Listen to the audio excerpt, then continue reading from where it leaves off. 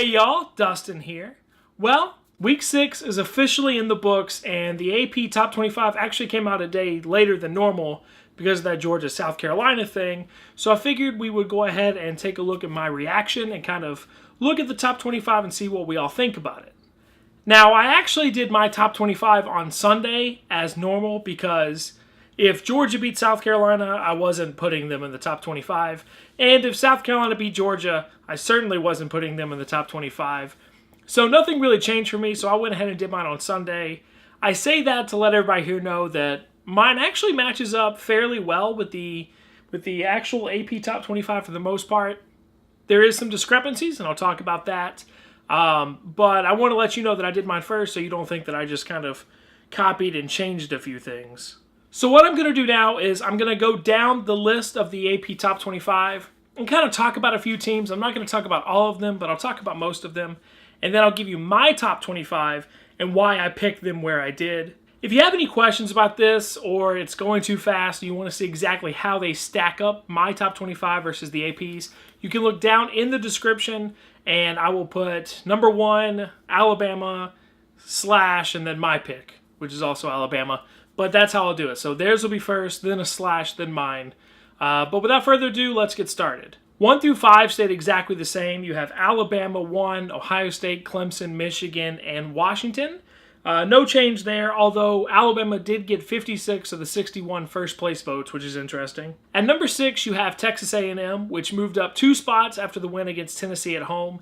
They have a bye week before they play Alabama. Beating number 1 Alabama, they could jump into the top 3. I don't think they'll have enough to get over Ohio State and Michigan. Or Clemson right now is ahead of Michigan.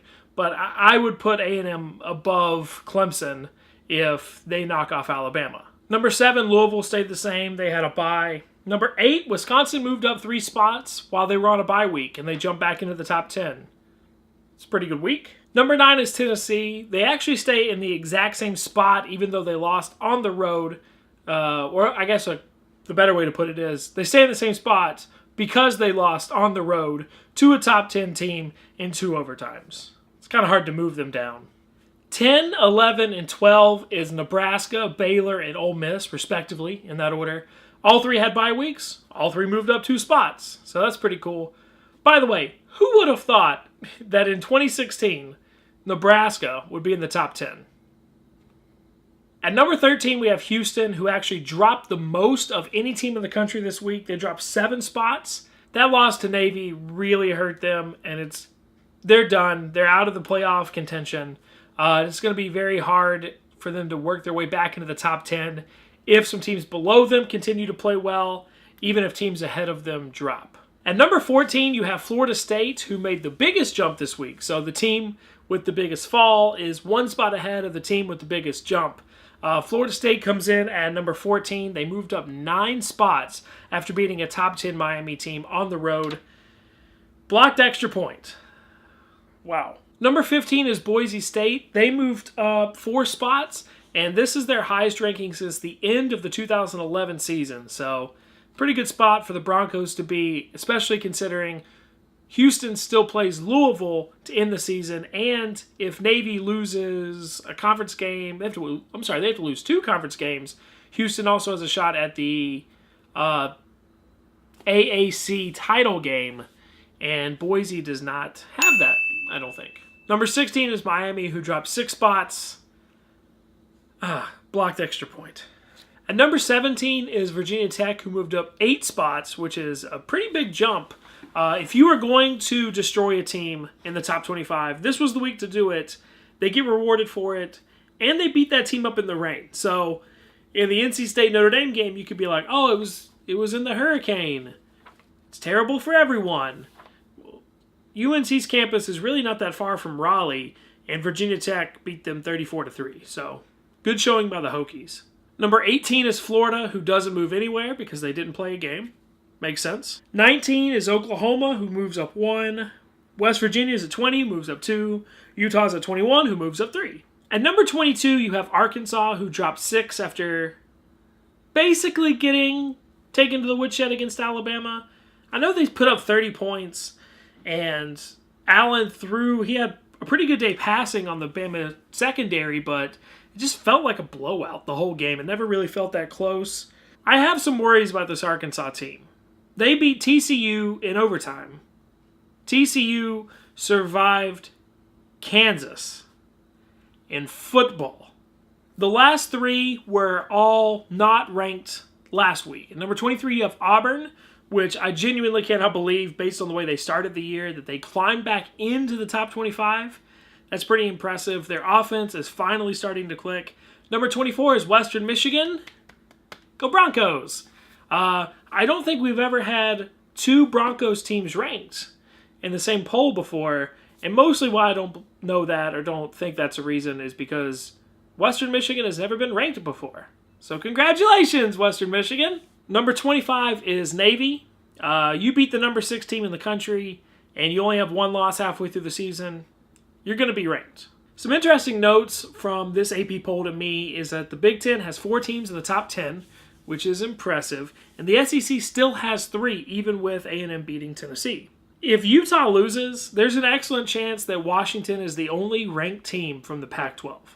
Right now, Utah is hanging on at 21. Washington, of course, is way up at 5. But, this was supposed to be a more complete conference than this. This was a conference that was supposed to have several teams competing for the big prize, let alone for top 10 rankings. And currently 1 team in the top 20. Not good, Pac-12. And what is going to be a very interesting storyline to watch as the season progresses, currently there are 4 teams in the group of 5 that are ranked.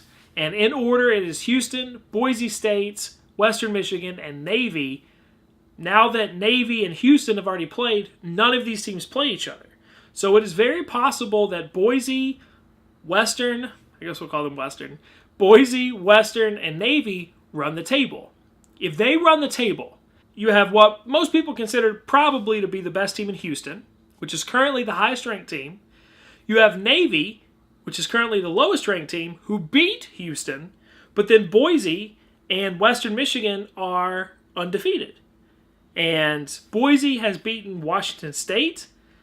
Western beat Northwestern, which technically is a Power 5 team. But we'll see. I think you got to eliminate the American teams, and you have to look at Boise State and Western Michigan and kind of compare them head-to-head to see who gets that automatic berth in the group of 5 games. But we'll see. There's still a lot of football left. But that's going to be interesting to see who gets that slot in, say, the Orange Bowl, for instance, or the Cotton Bowl. Can you imagine Boise State in the Cotton Bowl? I don't know. We'll see. So that was my quick look at the top 25. Now I'm going to give you my top 25. And again, excuse me as I kind of look at the paper. I don't have all these memorized. At number 1, I have Alabama because, of course, I did. The thing about Alabama that most teams are trying to emulate is Alabama, if something goes wrong, if there's a part of their team that's failing, another part picks it up. Their pass defense was not very good against Arkansas, almost any time, except Minkah Fitzpatrick did have 3 interceptions, including a pick 6, which is the 8th straight game that the Bama defense has scored a touchdown, which has to be a record. I don't know what the record is. That has to be it. But anytime something happens, somebody else on this team steps up. That's why they're a championship program right now. At number 2, I have Clemson. I have dogged Clemson all year long. They beat Louisville, which was impressive, and I put them back in my top 5. I moved them up to number 2 ahead of Ohio State for this reason. They played an extremely emotional, high-wired game. They beat a really, really good team. They beat the guy who I'm still convinced is going to win the Heisman Trophy in Lamar Jackson. Then they had to travel on a short week to play a really good defense in Boston College, and Alumni Stadium is a place that Clemson historically has not played very well most of the time. Clemson-Boston College games are really weird. They're typically closer than they really should be on paper, and they blew them out of the water, and they made it look like they were playing Furman. So that really impressed me. I know Boston College is, on offense, they're inept. I understand that, but to give up 56 points, that defense hasn't done that the last few years. So I moved them to number 2. Number 3, I have Ohio State. They looked really good against a good Indiana defense. Number 4, I have Washington. I know I have Michigan at number 5. And Michigan beat Rutgers 78-0. If you haven't seen that video, you can click right here. And there's a link to, I made a little video talking about that win. Washington beat Oregon, team that had beaten them 12 years in a row. Do you know what it's like to lose to your rival 12 years in a row? It sucks. It's not fun. And they exploded. They put 70 points up on Oregon. Now, Oregon is now 2-4. They're not the Oregon of Marcus Mariota, but it's still Oregon. And they're still a Power 5 team in every regard. Rutgers is probably the worst Power 5 team in the country. And Colorado lost to USC, so that drops that win over Colorado for Michigan. I slotted Washington just ahead of Michigan. Again, Michigan fans, it doesn't matter. You play Ohio State. If you win out, you beat Ohio State, you beat Wisconsin or Nebraska in the title game, you're in the big dance. So it doesn't really matter what I think. Right now, I'm just putting Washington ahead. At number 6, I also had Texas A&M. I did move Wisconsin up to number 7.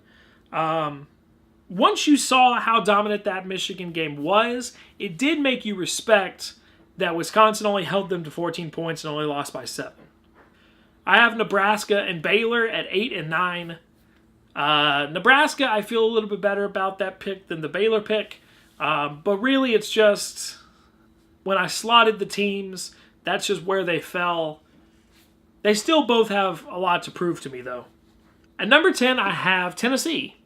And I kept them in the top 10. They lost a tough game. They will have another chance against Alabama. And we will see what they do against the Tide this week. I have Louisville at 11. That's low. I know that. I debated pushing them forward. I just couldn't push them over some of these undefeated teams yet. Those undefeated teams will be one-loss teams soon enough, and Louisville will move back up. They will have an opportunity against a Houston team that did lose this week, but is still a good team, and that atmosphere is going to be crazy in Houston. They will have some chances to move up, but right now I just didn't feel good putting them above an undefeated team. And yes, I understand Wisconsin is ahead of them, but Wisconsin played Michigan extraordinarily well. I guess I respected the Michigan win over Wisconsin more so than the Clemson win over Louisville, simply because Clemson had a chance to go up 35-10 and let Louisville come all the way back from 18 points down in the third quarter. It's unacceptable. At number 12, I have Virginia Tech, who looked very good against North Carolina, and I honestly would not have any qualms about moving them into the top 10. Their only loss so far is to Tennessee, and if Tennessee can beat Alabama this weekend, that only helps Virginia Tech. I have Miami at 13 to kind of finish the ACC hat trick, if you will. Blocked extra point. At 14, I have West Virginia, who's still undefeated. How does a team have 2 byes in the first 6 weeks of the season? That doesn't seem fair to them, because they're going to need one of those byes later in the season when it's cold and everyone's hurt and conference opponents are dropping. I don't know. That would have been a better time to get rest.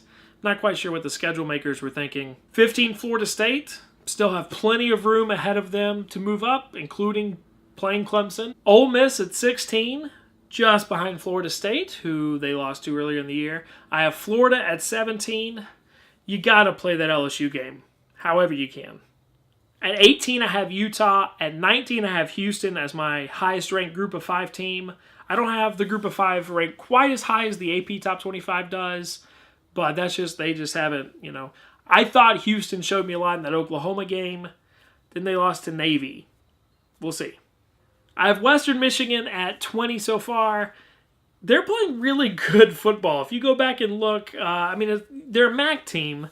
I don't think they would beat Alabama, but yeah, I don't know. They're impressing me. They're winning me over a little bit. 22, I have Oklahoma.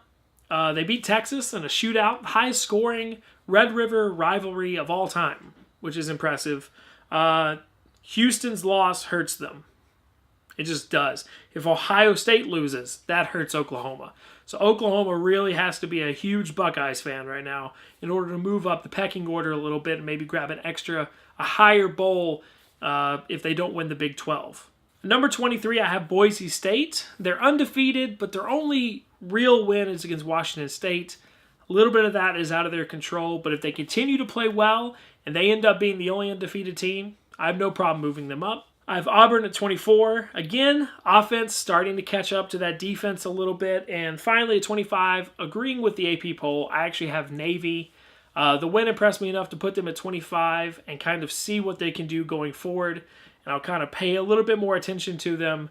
That win against Houston was certainly an attention grabber. My bubble teams are Oklahoma State, TCU, North Carolina, Arizona State, Washington State, and Arkansas. So that's it for me, guys. Thank you very much for watching. Let me know down in the comment section what you think about my AP poll. You can yell at me down there. That's what the comment section is for.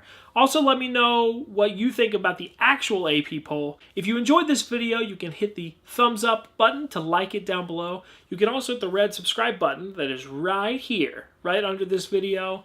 If you enjoyed this video and would like to watch more of my content, you can click this video right here to watch my video on the Georgia Tech 222-0 win over Cumberland that was just marked the 100th anniversary of, or that video down there in the corner to check out my video about Navy beating Houston and the kind of implications where I kind of delve into that a little bit more. Thank you guys again for watching, and as always, until next time. See at home, they have a bye week before they play Alabama. Beating number 1 Alabama, they could jump into the top 3. I don't think they'll have enough to get over Ohio State and Michigan. Or Clemson right now is ahead of Michigan. But I would put A&M above Clemson if they knock off Alabama. Number 7, Louisville stayed the same. They had a bye. Number 8, Wisconsin moved up 3 spots. / and then my pick, which is also Alabama. But that's how I'll do it. So theirs will be first, then a /, then mine. But without further ado, let's get started. 1 through 5 stayed exactly the same. You have Alabama 1, Ohio State, Clemson, Michigan, and Washington. No change there, although Alabama did get 56 of the 61 first place votes, which is interesting. At number 6, you have Texas A&M, which moved up 2 spots after the win against Tennessee. So what I'm going to do now is I'm going to go down the list of the AP Top 25 and kind of talk about a few teams. I'm not going to talk about all of them, but I'll talk about most of them. And then I'll give you my top 25 and why I picked them where I did. If you have any questions about this, or it's going too fast and you want to see exactly how they stack up, my top 25 versus the APs, you can look down in the description and I will put number 1, Alabama. Hey y'all, Dustin here. Well, week 6 is officially in the books and the AP top 25 actually came out a day later than normal because of that Georgia-South Carolina thing. So I figured we would go ahead and take a look at my reaction and kind of look at the top 25 and see what we all think about it. Now, I actually did my top 25 on Sunday as normal because if Georgia beat South Carolina, I wasn't putting them in the top 25. And if South Carolina beat Georgia, I certainly wasn't putting them in the top 25. So nothing really changed for me, so I went ahead and did mine on Sunday. I say that to let everybody here know that mine actually matches up fairly well with the actual AP top 25 for the most part. There is some discrepancies, and I'll talk about that. But I want to let you know that I did mine first so you don't think that I just kind of copied and changed a few things.